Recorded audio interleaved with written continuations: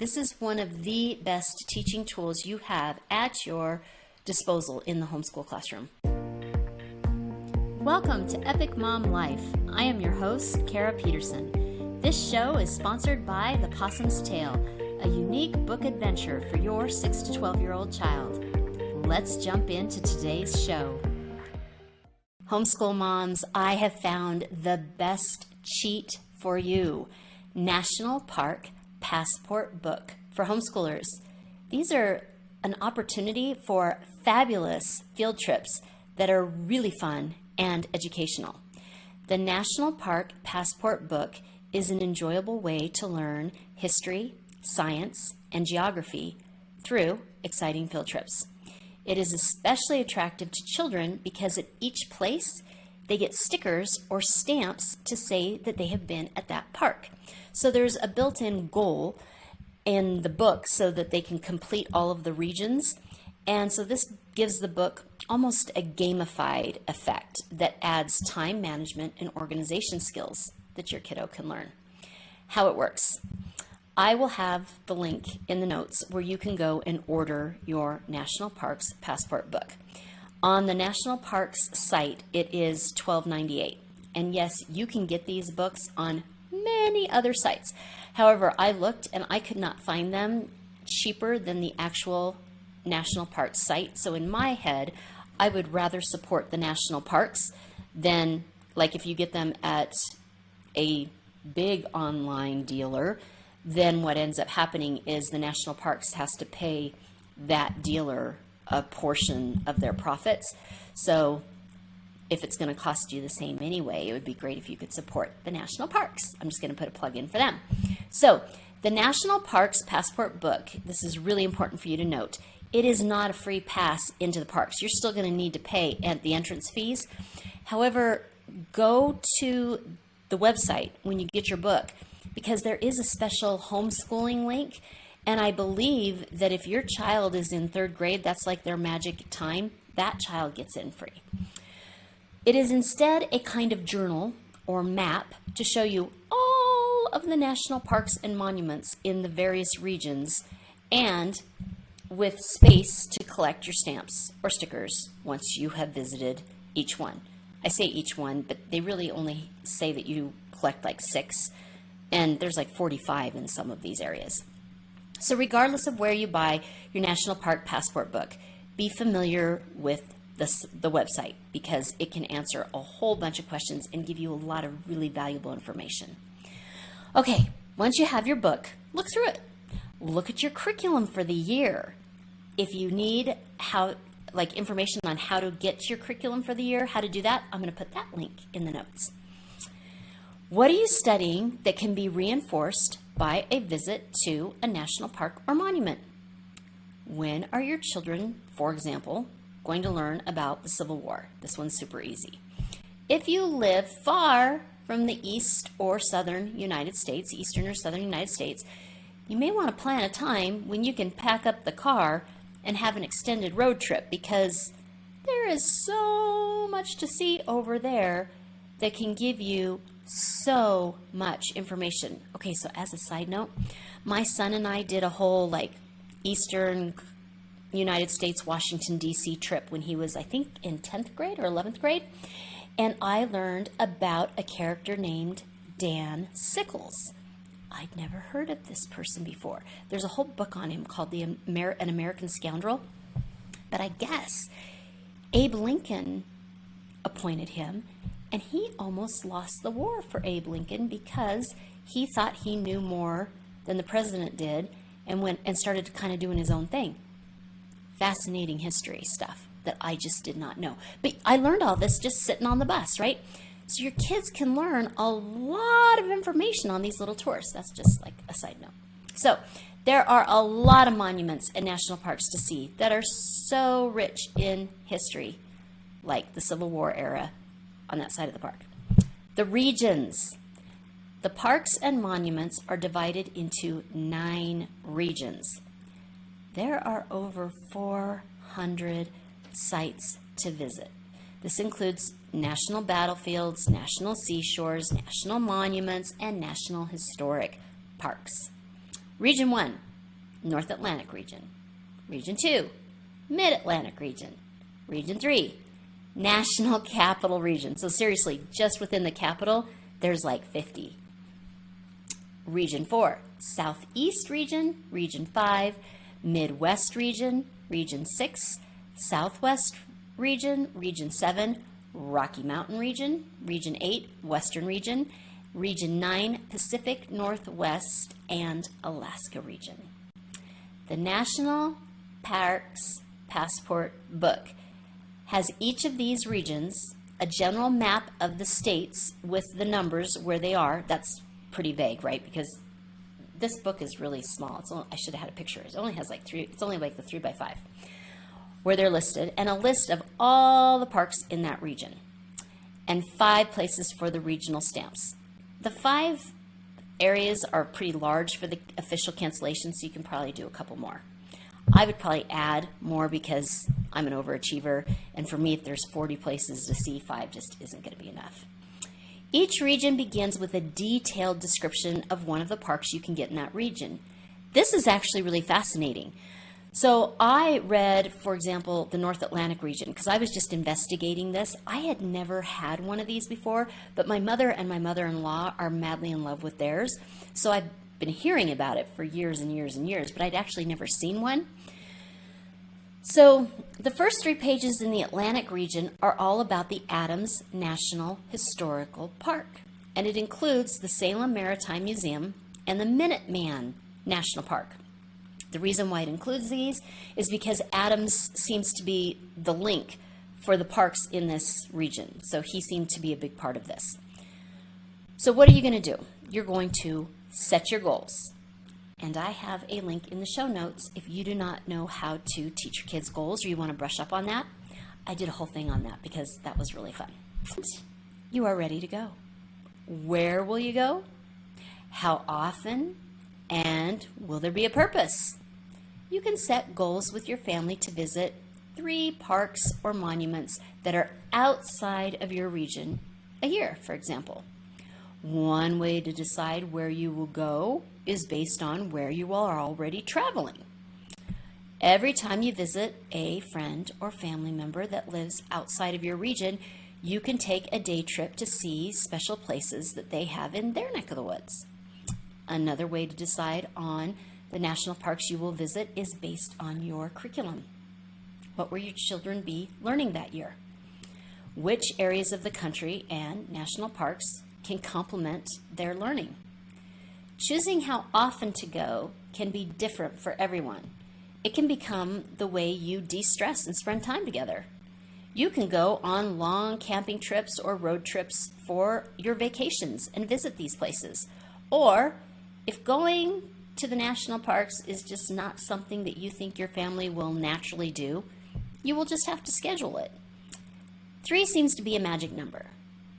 While visiting 3 national parks a year does not seem like very much, especially if you're living in one of those really heavily nationally park, monument, whatever, populated places, it can be a lot when you already see the ones in your area.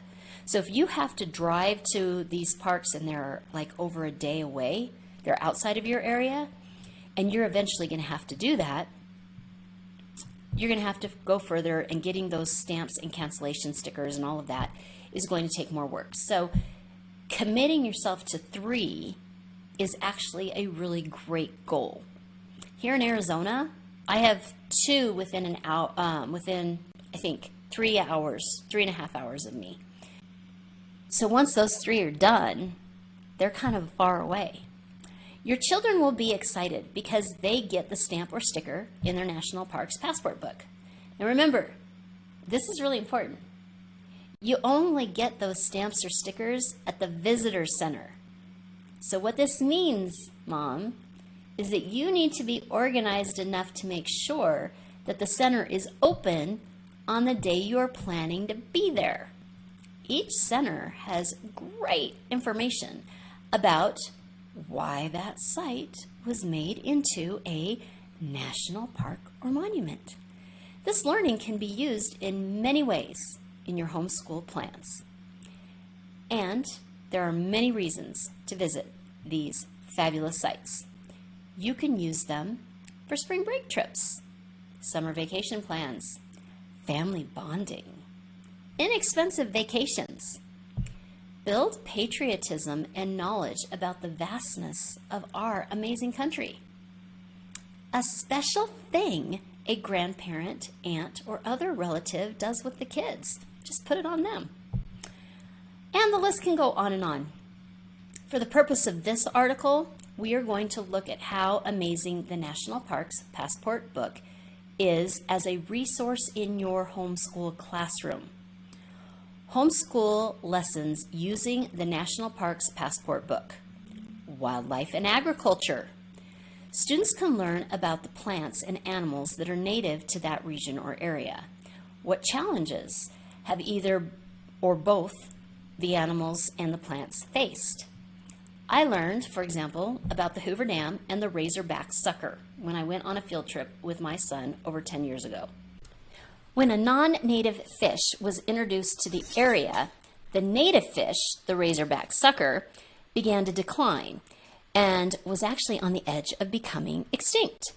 There are now major efforts to bring back this population, and it is now on the endangered list. So obviously, this was not something I knew, but I thought it was totally fascinating, and I learned all of this at the Visitor Center. Your children can learn so much about plants that are edible or not edible, what affects their growth, what adaptations have they made, etc. There's so much to learn. Geography and map skills. In an Alexa and Google Maps kind of world, children are really not actually looking at maps like they used to. Learning about the regions where the parks are located, figuring out how far they are from home, and learning how to use the map key are all great skills to study. Research and planning. This is one of my favorite parts. While the children are looking at maps and determining how far parks are from home, you can give the reins over to them. You don't have to have the responsibility. If they're old enough, like maybe 9 or 10, you can start learning this. Have your children research and plan at least one trip a year. You can tell them the main topics of all the subjects you will be learning, then let them research the various national parks. What can they find that syncs well with your curriculum? Have they calculated the hours on the road it will take to get there? Will you need to get a hotel? Which cities will you stop in? Will the visitor center be open so they can get their stamps or stickers for their National Parks Passport book? Notice I've repeated this twice. History and culture. This seems to be the easy way to blend the national parks within your curriculum. Most of the monuments or parks have a historical or cultural significance. That makes it pretty simple to match history lessons or current events that you may be teaching to what your children are seeing and experiencing. It also makes for really good conversation topics. So I have 52 conversation starters that you can have with your kids if starting conversations is really difficult, and I'll have that in the show notes. But just so you know, all of these places, there's going to be little threads, if you're listening, where you can ask your kids a whole bunch of stuff and they can talk to you about what they're thinking. So there's lots of conversation that can be happening on these.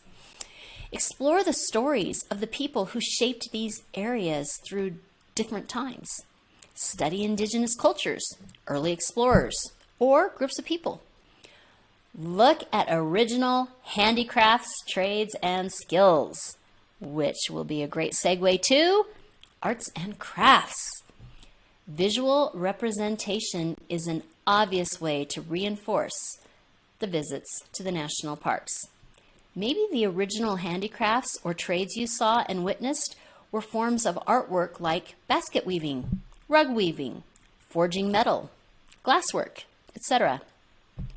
You can explore a form of art with the kids that you all saw on your visit in the expertise of those people. This is also a great opportunity to encourage your painters, sketch artists, and photographers. Take time at each of these amazing parks and let your children just set up and create. Language arts. I get to this one lastly because, as you know, this is my topic. This is what I am good at. But I feel like this is not done correctly in a lot of ways. So I want you to listen really carefully because it's last on the list, because it's also going to be the last one you do. That doesn't make it the least important, but all these other things can be done right in the moment. So there are so many valuable lessons to learn from the park. What I don't want is for your children to do a quick look, now write. I like the idea of teaching children how to record their voices into a phone or iPod. Yeah, I know, really old technology, but incredibly effective. They can record all of their impressions and think about how important they'll sound and feel, if they're doing a whole da-da-da-da-da, they look like a Man in Black or something. When they first see the Grand Canyon, for example, what are their thoughts? If there was a squirrel dancing on the edge, did they talk about it in their recording? Did your child voice what they learned at the visitor center?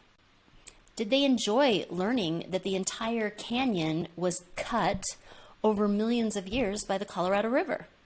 Later, after the art, after the learning at the visitor center and the excitement over the stickers and stamps, after talking about why it is a national park and monument, after trying to see any natural impact you may have previously discussed, and very importantly, after those kids have eaten, have them listen to their recordings.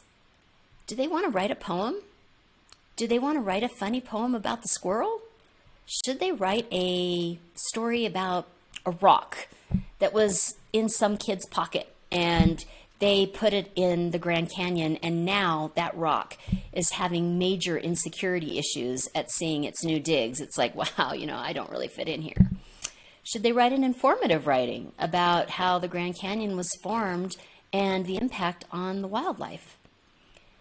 There are endless possibilities, but the point is that it is a great idea to have your child write about their visit. However, they should write about something that they had a keen interest in at that visit.